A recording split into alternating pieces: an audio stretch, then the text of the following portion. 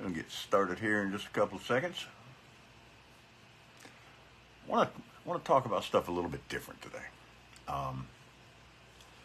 I'm having the Trumpers come at me. It's just, this is how it's going to be. Oh well, they've been coming at me for 7 years now. Another couple of months ain't going to bother me one damn bit.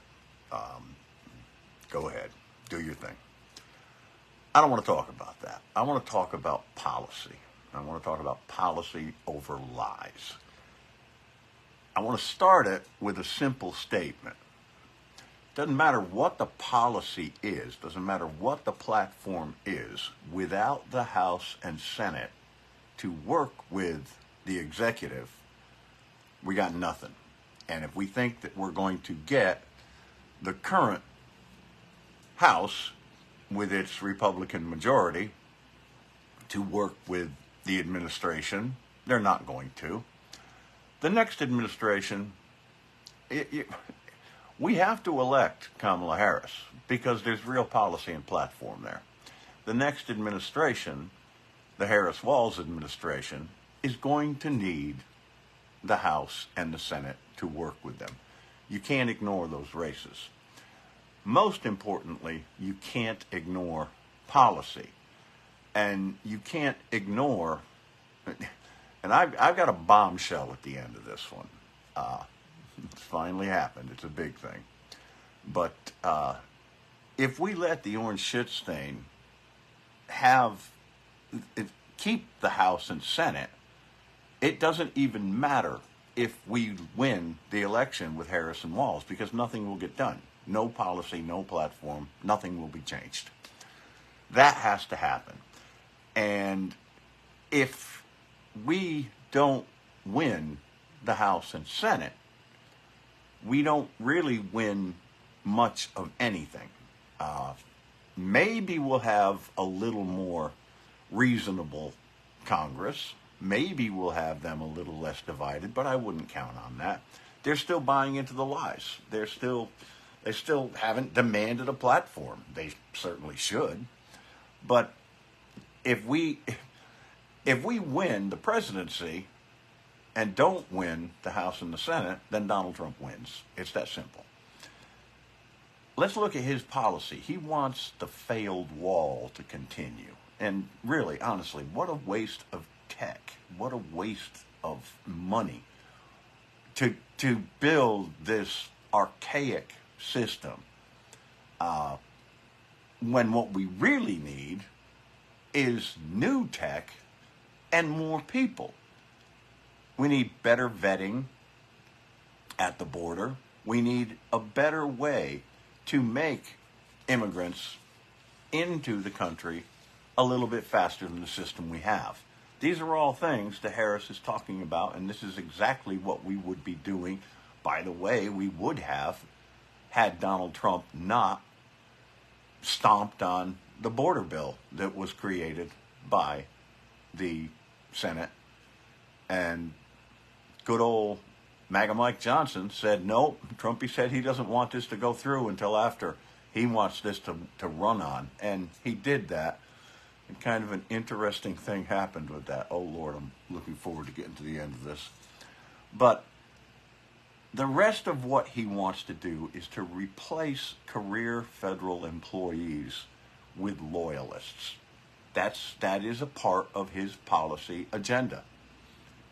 And look that up, folks. I'm not lying to you. Look that up. It's part of Project 2025 or Agenda 47, whatever the fuck you want to call it. It is a part of that, and it is something that he has said on the campaign trail. He wants to replace these people. That's got a name. It's called dictatorship. That's not much of a policy or platform. And everything about this whole Project 2025 or Agenda 47, whatever it is, it's all the same thing. It's a fascist screed, and with that, you lose your rights. And if you're voting for him, you lose your rights willingly. That's not much of a good policy or platform either. One of the other things that he'll do is install more radical right justices. That ain't going to work. Shutting down any media source, including you and I, if he doesn't like it. These are things that are actually in Project 2025. If the president doesn't like it, if the executive branch does not agree with a media source, he will have the power to shut it down. Not much of a policy if you ask me. And he's promised all of these things. And his base is completely buying into it, although you shouldn't, and the end of this is going to tell you why. But he's promised these things. They're buying into it along with $2 bills and at worthless NFTs. His ideas, no matter how you look at them, no matter how you parse them out, are a little bit fucked up and weird. They worry about us calling, well, as far as I'm concerned, the king of weird is this guy. But what we're going to do is get more reality TV. That's all we're going to get from Trump. You're not going to get, what have you seen him actually say? This is what I'm going to do. This is how I'm going to do it. Now let's look at he talks about how wonderfully he supported the military. That's not true. And that is a policy. That is an agenda. Now his take on the military is abysmal. Think about that. He feels that his Medal of Freedom, because he gets to pick it, is more important than the Medal of Honor. The Congressional Medal of Honor. He said so. That's the kind of things that he is going for. And if you look at all of that, he's saying that the people that he grants stuff to are more important than heroes, real heroes. And just a point in fact, I do want to have Kamala and Tim state pretty clearly their policy and platform on the military. But one thing I can pretty well damn guarantee you is it's not going to be the kind of things, the kind of insults, the kind of mudslinging, the kind of dishonoring and disrespecting that Trump does. You're going to see them working for the military, and they probably won't be calling them suckers and losers too. Now we need a strong military, and that's one of the differences. He thinks of it as a way to be a bully. We don't need it for that. We've been a bully in the past. It hasn't worked very well for us. But we do need it to defend our ideals around the world. So it's crucial that we have that. But I don't think we're going to have a problem with Kamala Harris and Tim Walz as the president. Words and statements matter. And the orange shit stain, his words and statements, they suck. That's simple. They suck. And they're also a bunch of lies. And we're getting there. How many times have you seen GOP representatives attending the DNC and speaking? His policies and platforms just don't exist. And they know it. That's why we saw so many Republicans. Now, the base, the sycophants, the delusional, weird people, they're going to sit there and talk about, that you just don't know what you're talking about. I know what he said. And I've seen the GOP members go to the DNC, and they're repeating the very same things that we already know and are saying. And none of the things that they're talking about amount to bullying, by the way. But we've seen him there now. Folks, even Fox News is shutting him down. They just had to do a correction on air 2 days ago because Trump called in and talked about Kamala Harris going to Russia just before the Ukraine invasion, casting an aspersion there. Well, it's another lie. First of all, that is not, she was in Europe, but she did not go visit Russia. No one can find any evidence of that. So just another lie. And Fox had to state that on air, that has not been proven. When you're having to do that, there's a reason. When you lose a multi-million-dollar lawsuit, and it was fucking huge, because of repeating lies, you have a tendency to be a little bit gun-shy doing it going forward. But that's turning into failing Fox News. He puts failing on everything that isn't his, even though his DJT stock is in the absolute frickin' toilet. Donnie, if we want a definition of failing, all we've got to do is look at DJT stock, okay? Stop lying. But anyway, one of the few consistent policies he's had is lying.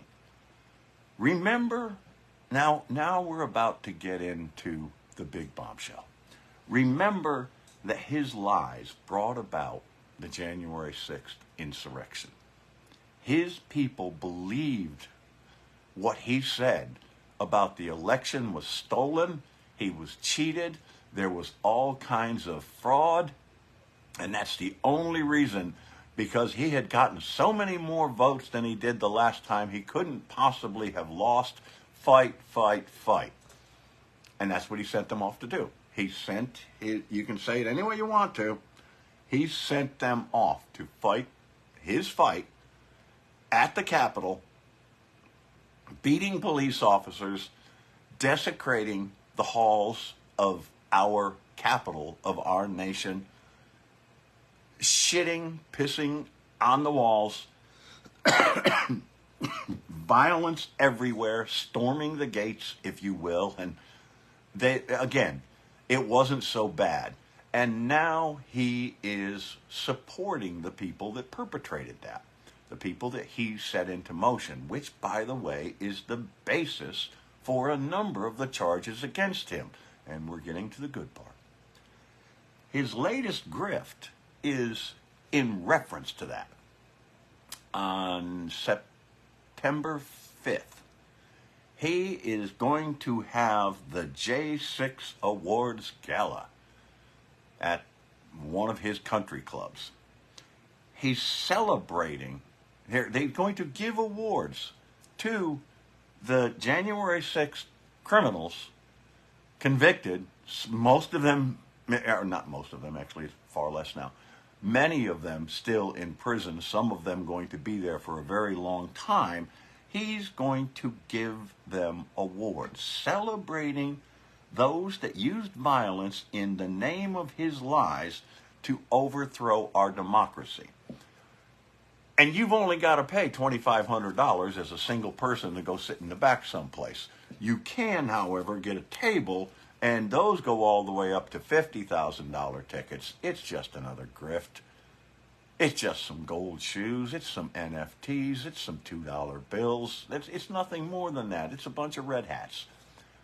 But for one of the worst, most despicable causes you could possibly put that out for. A gala to celebrate the January 6th defendants. Now, why are they the January 6th defendants? Convicted, sentenced, in jail. Here's the problem with all of that. That is his policy and platform. Lie. Do whatever it takes to inflame his delusional base. Just blow him up any way he wants to.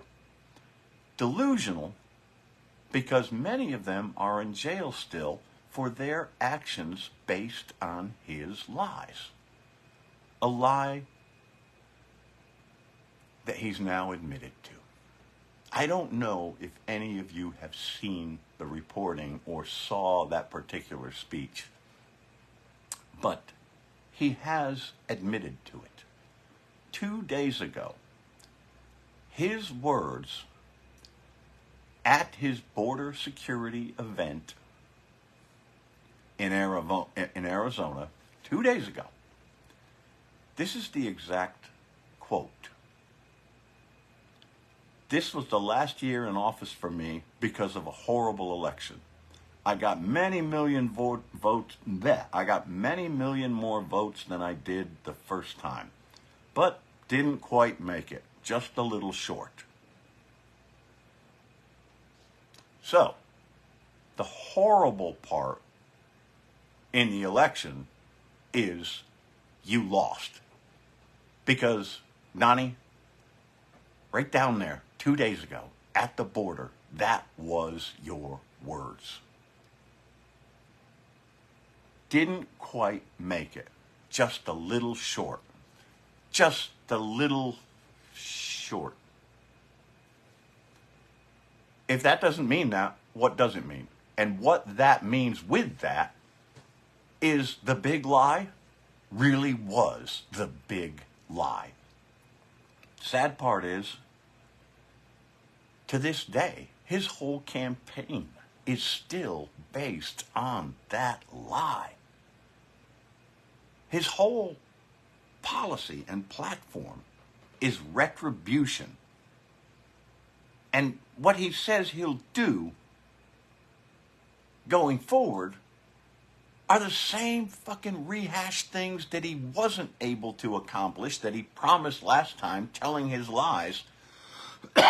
But all of them just pale in comparison to the lie that the election was stolen. You told your people that, and they were stupid enough to believe you. There's my bigger question.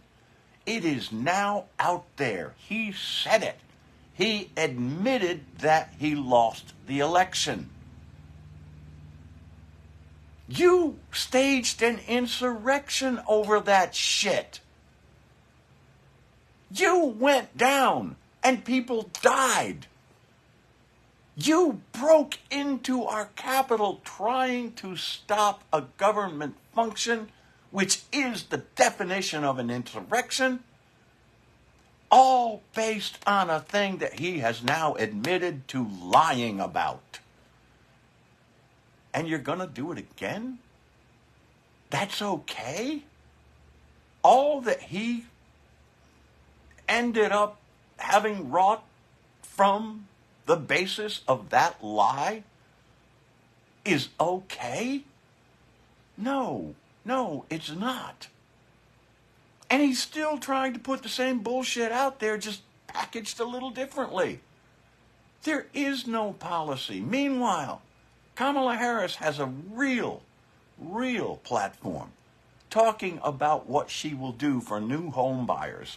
Up to $25,000 down payment assistance, talking about bringing back the earned income credit, talking about bringing back the child care credit. Well, it's still there, but it's much weakened. But strengthening that, talking about working with Congress to actually get substantive legislation. All of that is out there, and how she'll do it. All he's got out there, I was cheated. They stole the election from me. People, we cannot let him win. And not only cannot let him win, we absolutely must give Kamala Harris and Tim Walz a solid House and Senate majority so that we can institute policy, so that we can work on a platform that is better for all of us. I sure as hell want that over the lies, especially the big lies. And by the way, let's just end this with one more of those. It's kind of a hidden lie. But what he was talking about at the border 2 days ago when he admitted to losing the election, exact words,